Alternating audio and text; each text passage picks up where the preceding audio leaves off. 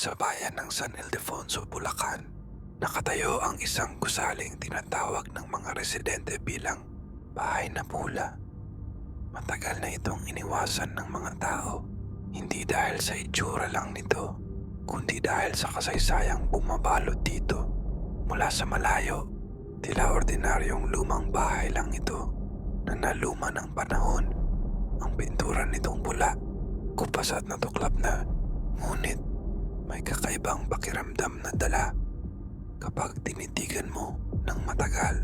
Ayon sa matatanda, noong panahon ng pananakop ng mga Hapon, ginamit ito bilang himpilan at kulungan ng mga bihag. Maraming kababaihan ang dinala rito at mula noon, hindi na sila nakauwi.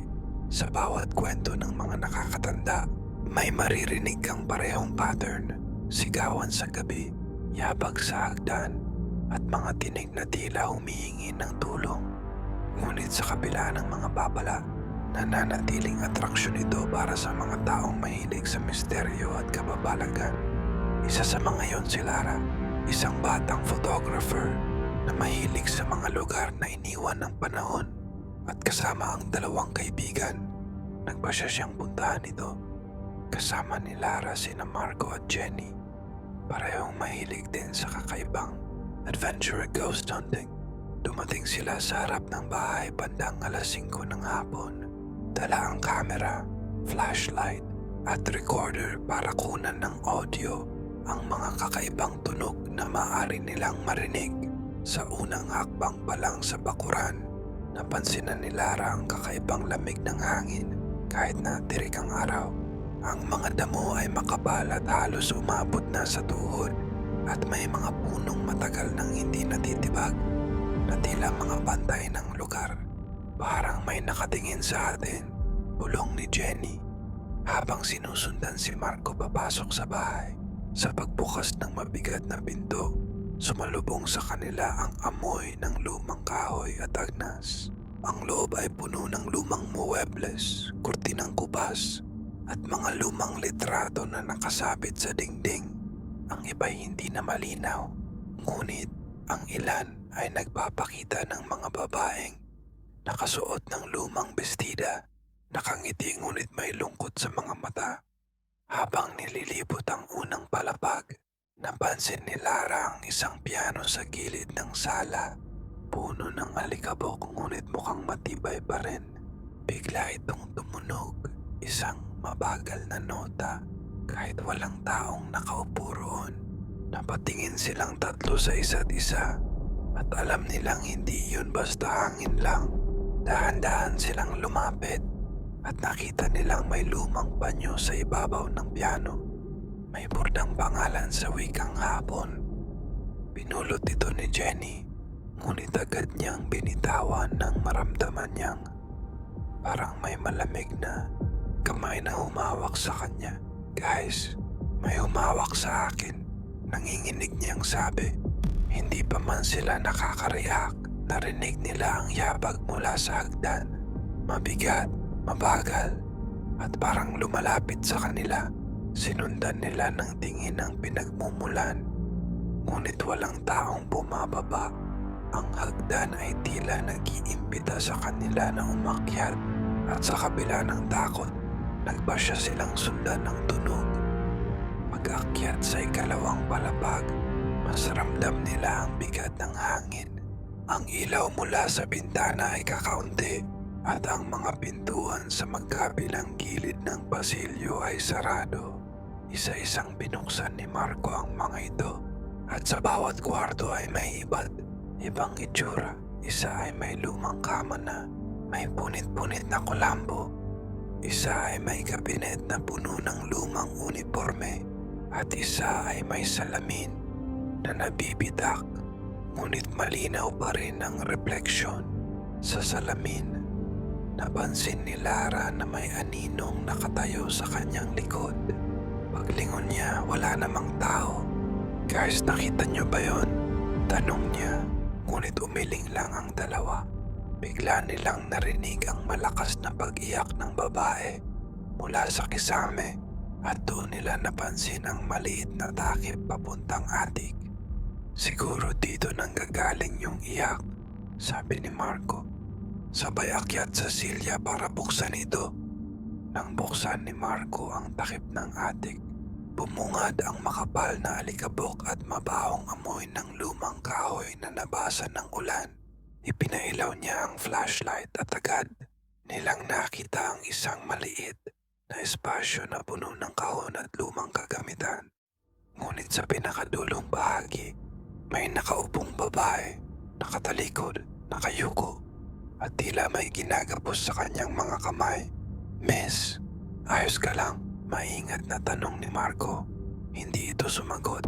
Dahan-dahan itong lumingon at doon nila nakita ang kanyang mukha na mamaga.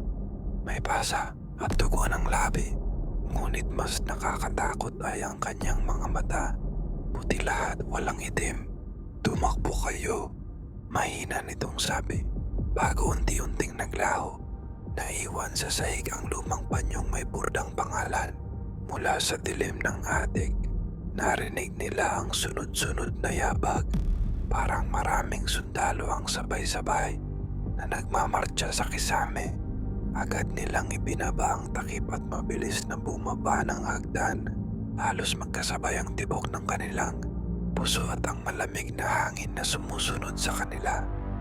Pagdating sa ikalawang palapag, napansin ni Jenny ang isang maliit na pinto sa gilid ng pasilyo, bahagyang nakabukas.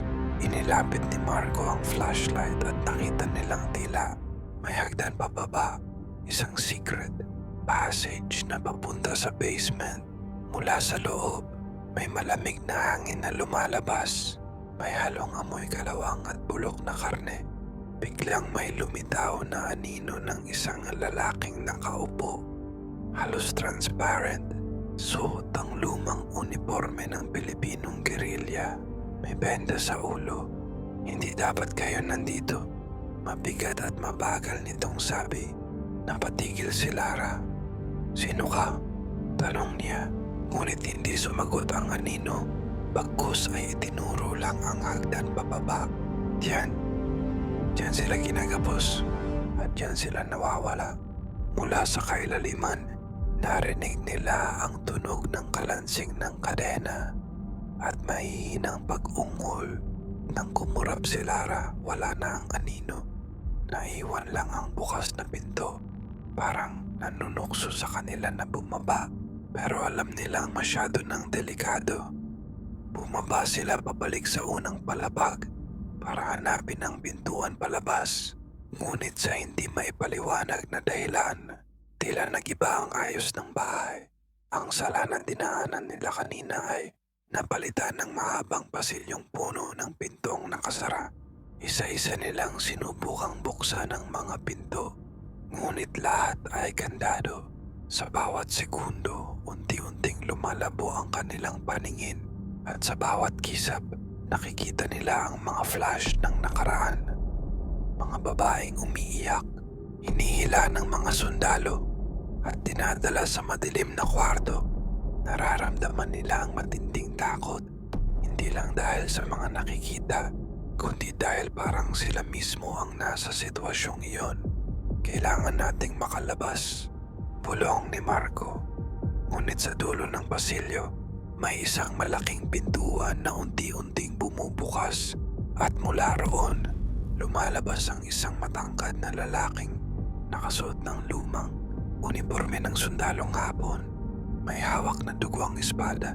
Mabagal itong naglakad papalapit sa kanila habang ang sahig ay nababalot ng dilim. Nang makalapit ang sundalo, hindi ito sumuko. Bagkus ay tumigil sa harap nila at ngumiti. Isang ngiting malamig at puno ng panlilibak. Sa isang iglap, bigla silang hinila ng hangin papasok sa loob ng kwarto.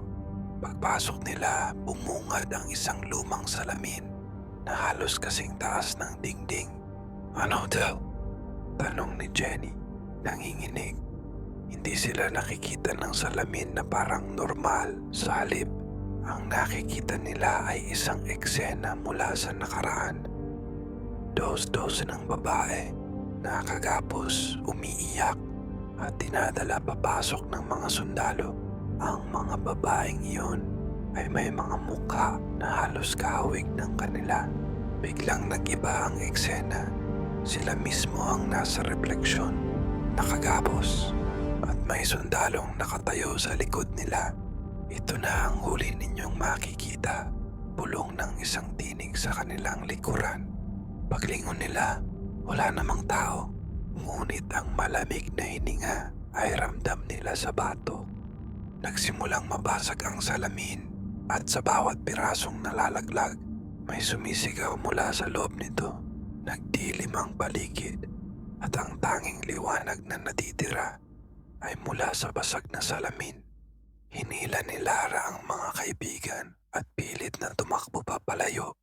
Ngunit sa bawat pintuan na binubuksan nila, bumabalik lang sila sa parehong kwarto ng salamin hanggang sa biglang bumukas ang pinto sa kanilang likuran at isang malakas na liwanag ang bumulaga. Sa hindi maipaliwanag na dahilan, nasa labas na sila ng bahay, hingal, pawis at nanginginig. Ngunit sa likod nila, sa bintana ng bahay na pula, may 3 aninong nakatayo at malinaw na ang mga iyon ay sila rin. Mula noon, hindi na sila muling nagbalik. Ngunit sa tuwing dumadaan sila sa San Ildefonso, nakikita nilang bukas ang pinto ng bahay, parang naghihintay ng susunod na papasok.